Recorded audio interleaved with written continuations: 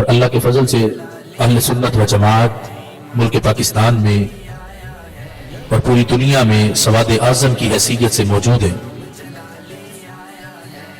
ابھی بھی جو حال ہی میں سروے کر کے رپورٹ پیش کی گئی تھی کہ کس کس کی کتنی مساجد پنجاب کے اندر موجود ہیں، تو اللہ کے فضل سے اس میں 45,000 سے زائد مساجد اہل سنت و جماعت کی ہیں،